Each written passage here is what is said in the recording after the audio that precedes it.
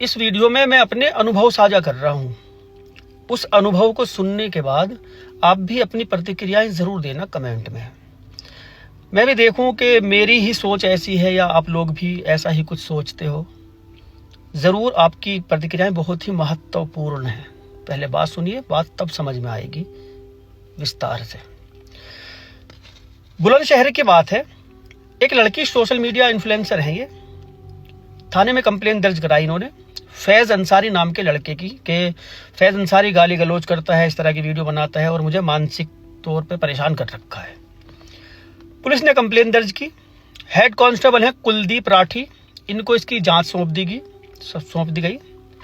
अब वो कुलदीप राठी जो है, इन्होंने जिम्मेदारी से अपना काम करना शुरू किया। जांच की बहुत ही जिम्मेदारी से। इस लड़की का आरोप है कि इतनी जिम्मेदारी निभाई कुलदीप राठी ने। दिन रात जिम्मेदारी से फोन किया करते हैं, दिन रात I love you I like you के मैसेज भेजते हैं। वो लड़की जो है ये चैट वैट लेकर पहुंची थाने में। दोबारा जब पहुंची बड़े अधिकारियों से मिली। ये सब कुछ वो करते रहते हैं कुलदीप राठी और धमकाते हैं। फैज़ अंसारी से भी हाथ मिला लिया उन्होंने, घर पे आके धमकियां भी दे के गए। इस तरह की जो कंप्लेन फिर दोबारा से लड़की ने कुलदीप राठी के खिलाफ दर्ज कराई कि वो जांच के नाम पर, मुझे मेरी मदद करने के नाम पर कुछ और ही चाहते हैं मुझसे। खैर पुलिस ने, जो बड़े अधिकारी थे, उन्होंने इसको अपना जो भी इनके कानून होते हैं, कायदे कानून पुलिस वालों के खिलाफ जो भी कुछ, इनको बर्खास्त कर दिया फिलहाल के लिए। खैर बहाल हो जाएगी नौकरी जल्दी से, इतना बड़ा अपराध ना किया कोई, फिलहाल के लिए कर दिया, सुकून देने के लिए लड़की को कि चल सुकून से रहे। ये तो इनकी बात हो गई। अब आते हैं अनुभव पर, असली बात पर। एक लड़की का तलाक का मसला चल रहा था। अब उस तलाक के मसले में लड़की अपने मायके में आके बैठी हुई थी। घर में माता पिता है, एक बहन और है, एक भाई है और एक ये लड़की है। लड़की ये सबसे बड़ी है तीनों बच्चों में। 2 पुलिस वाले इनके घर पे आया करते थे।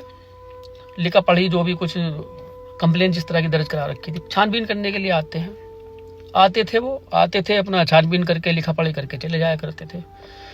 आते थे लिखा पढ़ी करके चले जाते थे। आते थे लिखा पढ़ी करके चले जाते थे। आते थे, सोच रहे हो कि पागल हो गया। मैं पागल नहीं हुआ।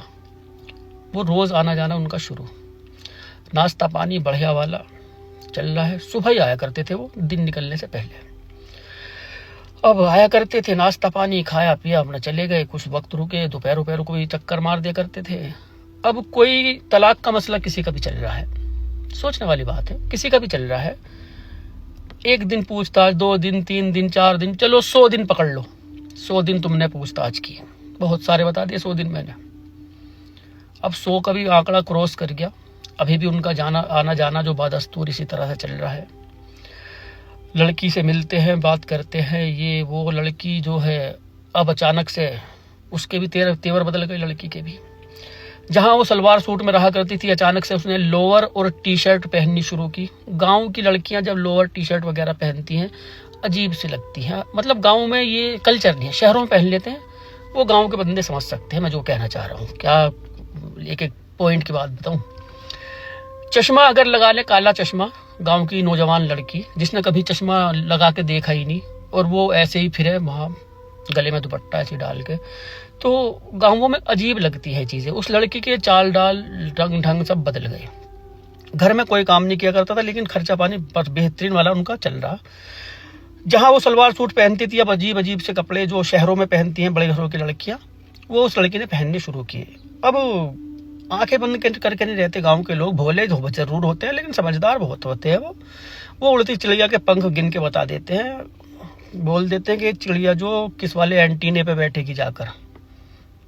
समझ रहे लोग, समझने लगे भाई घर में कुछ गलत ही चल रहा। पुलिस वालों का रोज आना जाना घर पे, अब इनसे ही चल रहा होगा और तो कोई आ रहा नहीं। खैर अब धीरे धीरे वक्त बीतता रहा। बकरी की माँ कब तक खैर मनाएगी। वक्त बीतता रहा।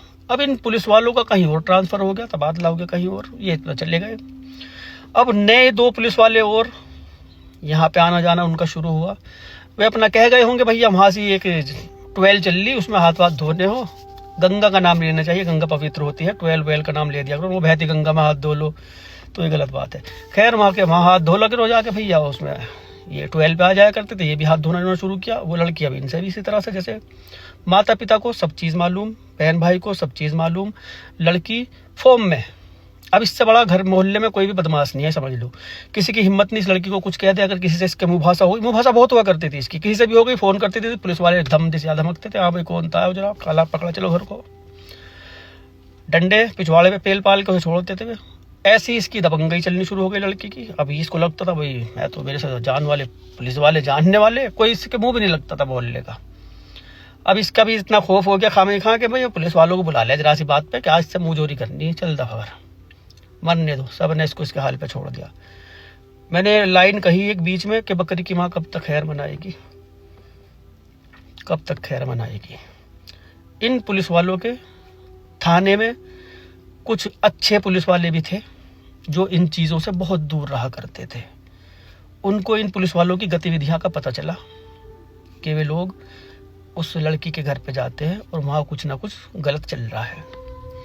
जिस वक्त ये पुलिस वाले गए, इस लड़के के घर पे पहुँचे, उसी वक्त एक छापा लगा वहाँ, और बड़े अधिकारी थे छापा मारने वाले।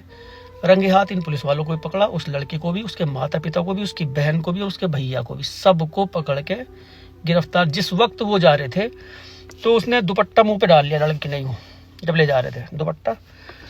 तो कोई बड़े बुजुर्ग थे, कोई बेचारे 70-75 साल के, उन्होंने कहा था, एक चबूतरे से पे खड़े थे वे, मतलब कुछ बातें मैं आंखों देखी बता देता हूँ आपको। चबूतरे से पे खड़े थे, उन्होंने कहा था, अरे लल्ली अब क्यों मुँह छुपा रही, अब भी ऐसे चल मुंह दिखा के, अब क्या हो गया। बकरी की माँ कब तक खैर मनाएगी। पुलिस वाले सब गलत नहीं होते, खराब नहीं होते, अच्छे भी होते हैं। जैसे इसमें ये वाले अच्छे थे। खैर कुलदीप राठी जो है ये चले गए। अब आप अपना अनुभव बताइए, आपके भी सामने कोई ऐसा पुलिस वाला मिला आपको जो बेहद ईमानदार हो, बेहद ईमानदार। मुझे मिला था एक, बहुत ईमानदार, कसम से। मैं उसको जिंदगी में नहीं भूलने का, पुलिस वाले को, जिंदगी में भी। मेरठ के बेगम पुल की बात है, बेगम पुल। पिकअप गाड़ी खरीदी थी मैंने, बुलेरो पिकअप, न्यू बिल्कुल। उसके नंबर के मसले में मैं गाड़ी लेके I2 पे गया था, नंबर अभी गाड़ी पे था नहीं।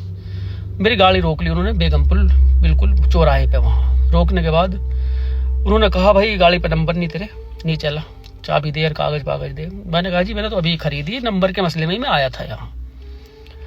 ड्राइविंग में ही कर रहा था, एक मेरा दोस्त मेरे साथ बैठा हुआ था। अब हमें तो पता था जी कुछ ले दे करके, कुछ क्या है तेरे पास। मैंने कहा, जी मेरे पास 380 रुपये है, बाखुदा 380 रुपये थे। मैंने कहा, जी 380 रुपये है।